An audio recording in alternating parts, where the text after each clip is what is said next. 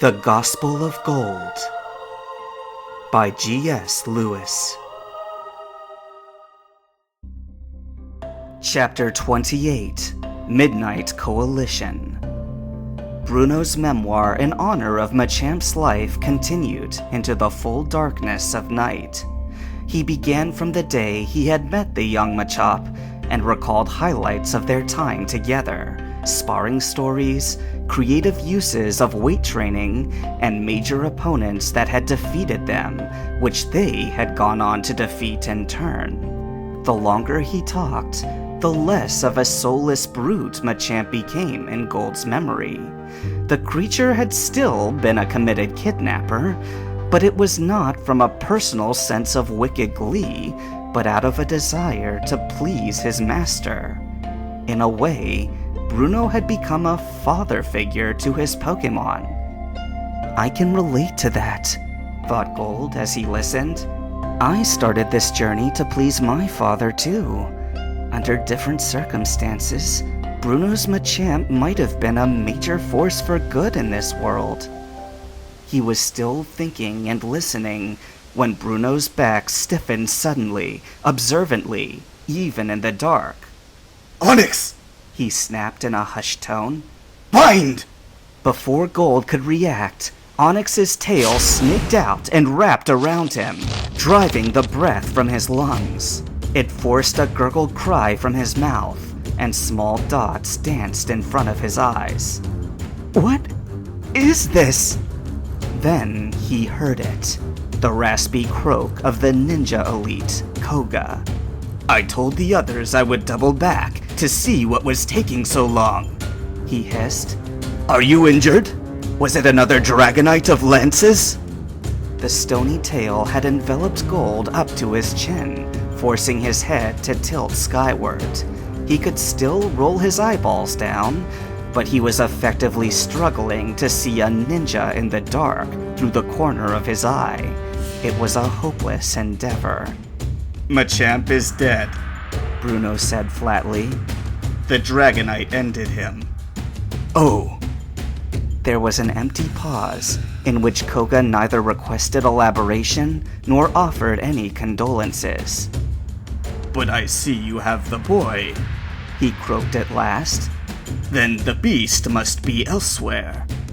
Bruno gave him no answer. Gold could sense the awkwardness between the two comrades. Koga tried again. Apollo will reach the rendezvous point in approximately 10 minutes to deliver Lance into Claire's hands. He was not gentle, and she will not wish to linger. She'll have the boy when I'm good and ready to deliver him! Bruno boomed suddenly, in a roar that would have made Gold jump if he wasn't locked in stone. Right now, I am grieving! Can't you tell? Yet again, an uncomfortable silence hung in the air. I can take him myself, Koga offered hesitantly. I've already had Venomoth and Crobat procure his two companions, but if you give him to me— Be gone! Bruno interrupted, with savage rage in his tone. While you still have legs, and if you try to touch what I have laid claim to, I will break your arms! Gold barely heard Bruno's last threat. His mind was stuck on Koga's latest words. He got Marina and Jinichi, but how? How did he know where to look? Unless...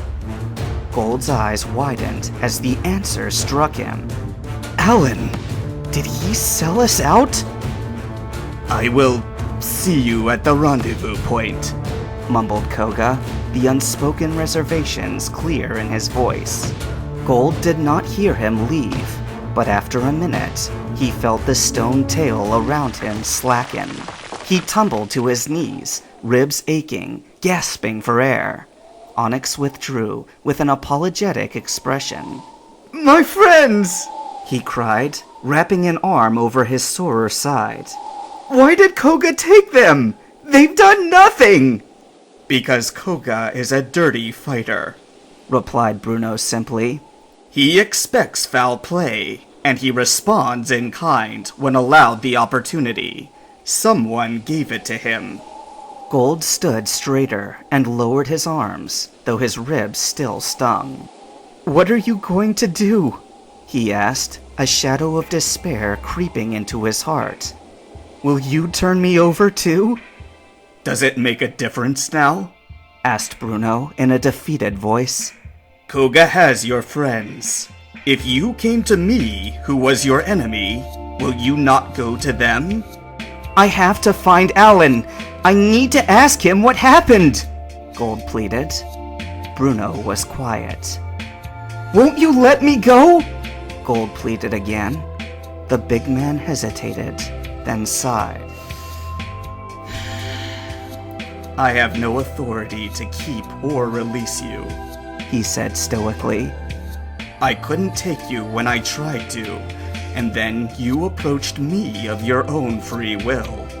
Something in a high place is looking out for you, and if it's only the Phoenix, I count myself lucky. Well... Fleetingly, Gold was dumbstruck with gratitude and disbelief. He backed away, waved, and turned to run. "Thanks anyway, for keeping Koga off me,"